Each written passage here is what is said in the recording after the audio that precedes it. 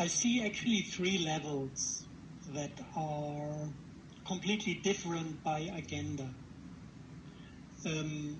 The obvious level now is the power grab by the intelligence communities, which is connecting human consciousness to a central computer to run a simulation of every single being that runs on self-learning predictive programs that say, okay, apparently he's going to do this next, so I need to set that trigger emotionally or cognitively to manipulate his behavior into what I want to see, to the point where the avatar in that computer program can completely take over. This, in a way, for me, is just a stupid game in between humans, and I couldn't care less if it would be only that, because whoever has his anchor in his heart chakra and is aware of his divine self and his true reasoning on the divine level, he will listen to this mind control attempt, like to radio play that is somewhere coming out of a loudspeaker. I wouldn't be really worried about that part. The thing that is really weird and dangerous and that worries me is that this technology has been sold to the evil guys in the agency by alien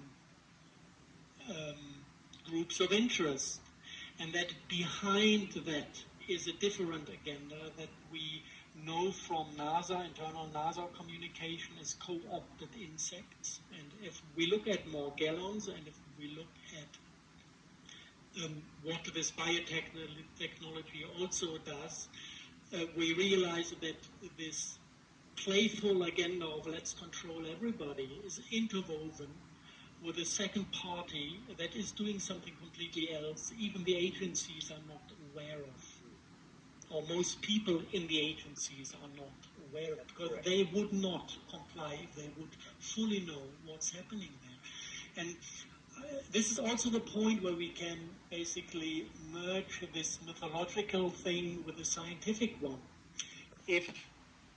When I researched the Morgellon life form, I had to deal with a lot of subjective perceptions. Like I had one core patient I researched on, and she had Morgellon fruiting bodies in her intestines. And they came out looking like human embryos, very close to human embryos. After 6 weeks of growing or 4 weeks of growing, they had even the right size and form and everything. And she had a relationship that was playing her as if she lost the baby. With every fruiting body, it was like losing a baby.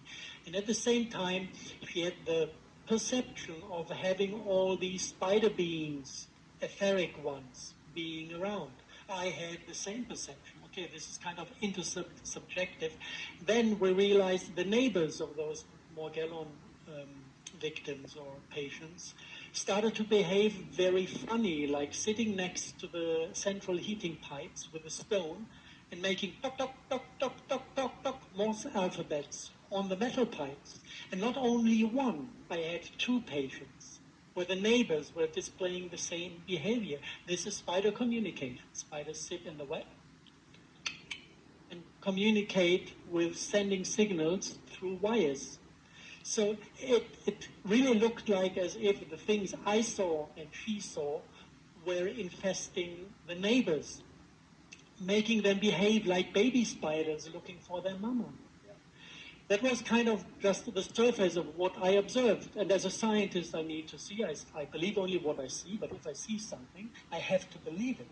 This is my divine part of the scientific reasoning. If it's there, I cannot deny it. So I started to look for an explanation of what's happening. So I took all the available books on genetic engineering of fungi, and I found a chapter on secondary genetic clusters.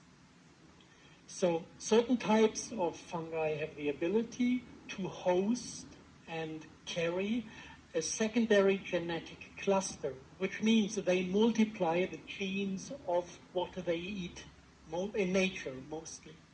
But it is possible in genetic engineering of fungi to introduce a cluster of my choice. And this is what Cliff Carnicom found, that he found basically crossover beings with 80% human DNA and 5% fruit fly DNA and 15% insect DNA as a secondary genetic cluster connected to the Morgellon disease.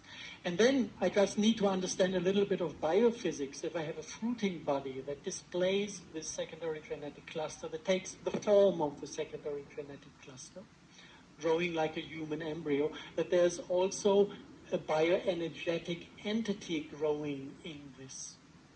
And when they leave the body, the entity can detach and attach to the human cell.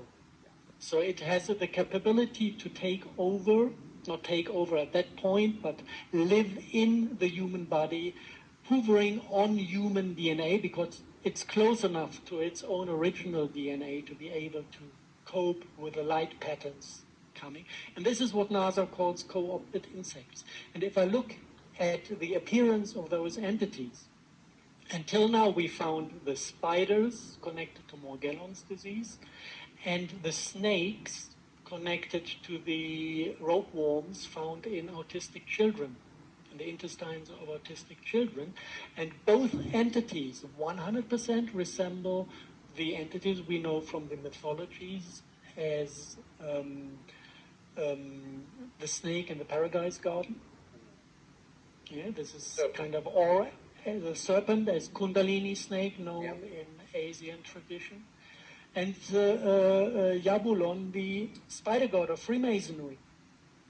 He looks exactly with his three-headed, this is all clairvoyant perception of Morgellon patients. They see their entities, they paint them, and what they paint without knowing is 100% identical with what Freemasonry is worshipping. So there we see there's an underlying agenda that is best expressed by the black magic history of this cultural whatever it is, which roots back to formerly known as Satan, today known as AI. Yes, very good. This consciousness that behaves like a collective consciousness of a planet. Very good. That understanding black goo is a planetary consciousness that is highly traumatized and morphed itself into this Borg culture we know from Star Trek, assimilating planet after planet after planet, taking over the biosphere, merging the species it finds with its own planetary consciousness grid. And this is a hostile takeover of the planet that, if I look into the history, it's restaging the trauma this Satan consciousness planet at the first point had, which is total self-destruction. So this is where things for me are not playful anymore. It's not like let's experiment with our own karmic cycles and experience some weird stuff over here.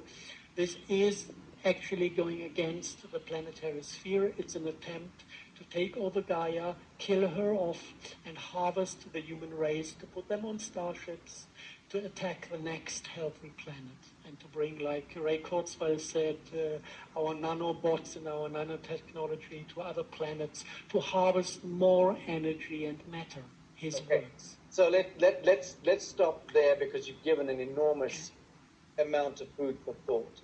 In the first instance, everything is always perfect in all ways, in the perfect geometry of now. Universal law, it is so. In the still point, in the atom seed of the quantum, of the universal mind, of the spiral of Alcyon, however we want to look at it, everything is perfect. Once we are fully disidentified and detached, psycho-emotionally, from the temporal theater of illusion, of Maya.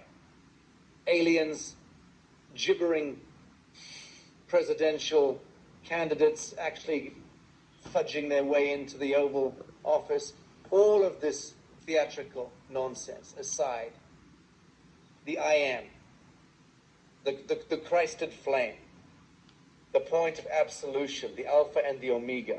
This is all that we described is taking place within the universal gaze of the Alpha and the Omega.